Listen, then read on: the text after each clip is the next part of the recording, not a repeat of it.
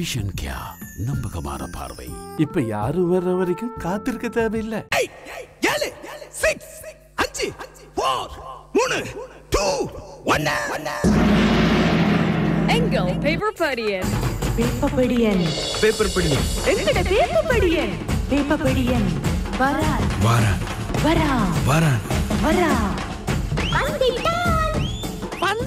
வந்துட்டேன் இனிய காலை வணக்கம். Good morning. வணக்கம், குட் மார்னிங். எல்லாருக்கும் காலை வணக்கம். பொற்கால புதனின் வணக்கங்கள். மழை, நல்ல மழை இப்ப கொஞ்சம் விட்டு பிடிச்சிருக்கு. நல்ல கூதல் என்ன இட்ட வெறுவா குளிர பாத்தீங்களா? ஆமாம். இன்றைக்காவது நீங்கள் குளிக்கட்டும் தான் மழை பெய்து இருக்கு போல. மழை பெய்தாலும் காலையில குளிச்சு போட்டுத்தானே பாருது ஸ்டுடியோக்குள்ள. சரி என்ன நல்ல பாட்டெல்லாம் போட போறீங்க, உற்சாகப்படுத்த போறீங்க. என்ன சொன்னீங்களும் கொட்டி கிடக்கும் உங்களுக்கு 200 சொல்லணும். அப்ப நானும் இதுக்குள்ள வந்து இந்த நேரத்தை கொஞ்சம் குறைய நேரமா இருந்தாலும் சுருக்கமா சுவாரஸ்யமா படிச்சுட்டு போகணும். வீரகேசரி பத்திரிகை எடுத்து படிக்கிறேன். பிரதான தலைப்புச் செய்தியாக முஸ்லிம் காங்கிரஸ் பதவிகளில் இருந்து ஹரிஷ் அதிரடி நீக்கம், சஜித்துக்கு ஆதரவாக செயற்படவில்லை என குற்றச்சாட்டு, கடிதம் அனுப்பப்பட்டுள்ளதாக செயலாளர் நிசாம் காரியப்பர் தகவல் தெரிவிச்சிருக்காங்க.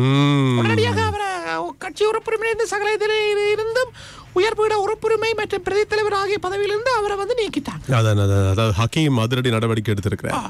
ஹரிஷ் எம்பியை நீக்கிறதா?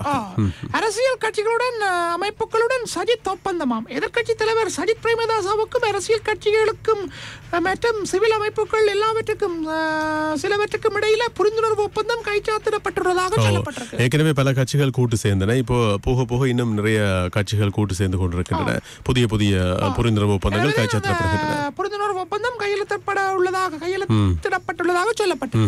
சரியா? சரி. அதே மாதிரி ஒரு வாக்காளருக்கு வேட்பாளர் 109 ரூபாயே செலவிட முடியும். விசேட வர்த்தமானி வெளியீடு வந்திருக்கு. அதான் 109 ரூபாவே என்று முடிக்க கூடாதா? ஒருவருக்கு ஒரு வாக்காளருக்கு ஒரு வேட்பாளர் செலவழிக்கக்கூடிய தொகை 109 ரூபாய். அப்ப இலங்கையில் இருக்கிற மக்கள் தொகையை நீங்க எண்ணி வாக்காளர்களாக இருக்கிறவங்களுடைய எண்ணிக்கையை எண்ணி பாருங்க, எவ்வளவு ரூபாவை ஒருவர் செலவழிக்க போறாரு. 7,12,321 பேர் தபால் மூல வாக்களிப்புக்கு தகுதியாமன்னா நடைபெற இருக்கிற ஜனாதிபதி தேர்தலில் மட்டுப்படுத்தப்பட்டது கப்பல் சேவையாம். காங்கேசந்துறைக்கும் நாகப்பட்டினத்துக்கும் இடையிலான பயணிகள் கப்பல் சேவை வேரத்தில் 3 நாட்களுக்கு மட்டுப்படுத்தப்பட்டுள்ளதாக சிவகங்கை கப்பல் நிறுவனத்தினுடைய பணிப்பாளர் நிரஞ்சன் தெரிவித்த செய்தி வந்திருக்கு. எனவே என்னத்த காரணம் என்று சொன்னா, போதிய அளவான முன்பதவி இல்லாமை காரணமாகத்தான் இந்த தீர்மானம் எடுக்கப்பட்டிருக்கு. சனத்திர கையில காசும் இருக்கணும். சும்மா கப்பலோட தண்டதுக்காக போறதா?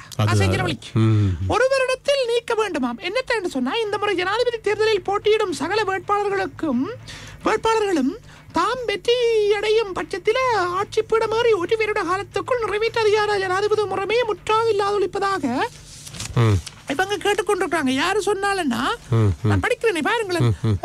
உத்தரவாதம் அளிக்க வேண்டும் எனவும் அதனை எக்கால பகுதியில் எவ்வாறு செய்ய போகிறார்கள் என்பது பற்றி தெளிவுபடுத்தலையும் இப்போது வழங்க வேண்டும் என சிவில் சமூக பிரதிநிதிகள் மற்றும் புத்திஜீவிகள் இணைந்து கூட்டாக வலியுறுத்தியிருக்காங்க. நிறைவேற்ற அதிகாரம் அப்படின்றதை இல்லாம செய்வோம் என்று நிறைய ஜனாதிபதிகள் சொல்லி இருக்கிறாங்க. ஆனா யாருமே முழுமையாக அதை நிறைவேற்றவில்லை, அதாவது வாக்குறுதி நிறைவேற்றவில்லை. இப்படி இருக்கும்போது இப்போதும் புதிதாக தெரிவாக போற ஜனாதிபதிகளில் யார் நிறைவேற்ற அதிகாரத்தை இல்லாமல் ஒழிக்க தயாரா இருக்கிறீங்க, அப்படியானால் அதை எப்போது செய்வீர்கள் அப்படின்றதான் இவர்கள் கேட்டிருக்கிறாங்க. சஜித் பிரேமதாச வெளிப்படையா தெளிவா சொல்லிட்டார். என்னென்று நிறைவேற்ற அதிகாரம் இல்லாமல் செய்யப்படும், நிறைவேற்ற அதிகாரம் மீது எனக்கு ஆசை கிடையாது அப்படிதான் அன்றைக்கு மேடையில சொன்னார். அதிகாரங்கள் மீது பற்று கொண்டவன் அல்ல நான் என்று சொன்னார்.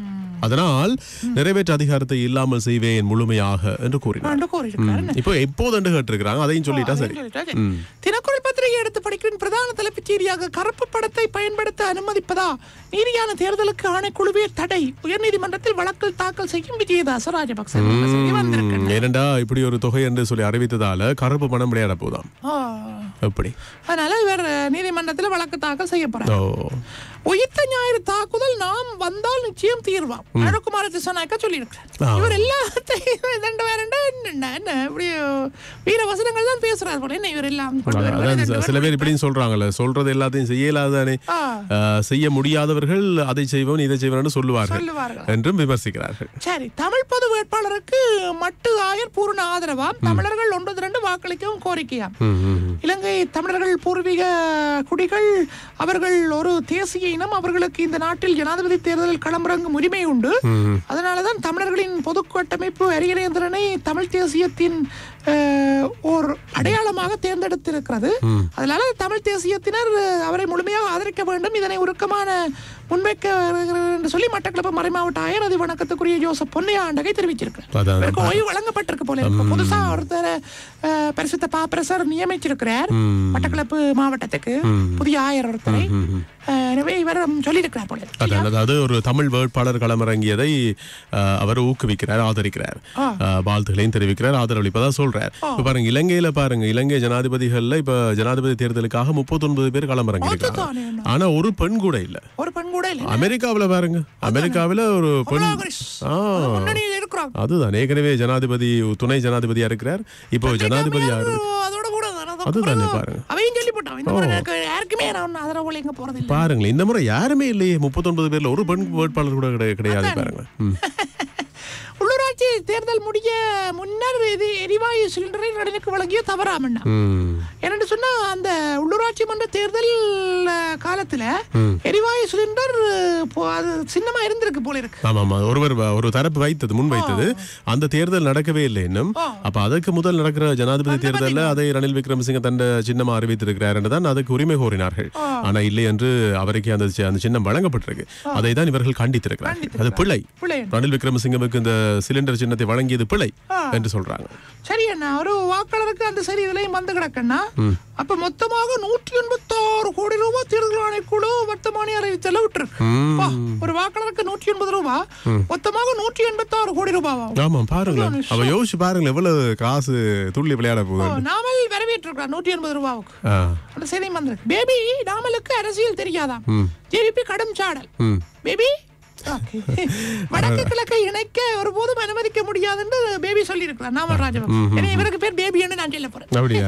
அப்படி நீங்க சொல்லப்படாதானே, அது யாரோ ஒரு தரப்பு சொன்னது தானே. சரியா, பேபி பாய். அப்படி ஜனாதிபதி தேர்தல் தொடர்பில் 700 நெருங்கும் முறைப்பாடுகளும் அடையுங்கப்பா.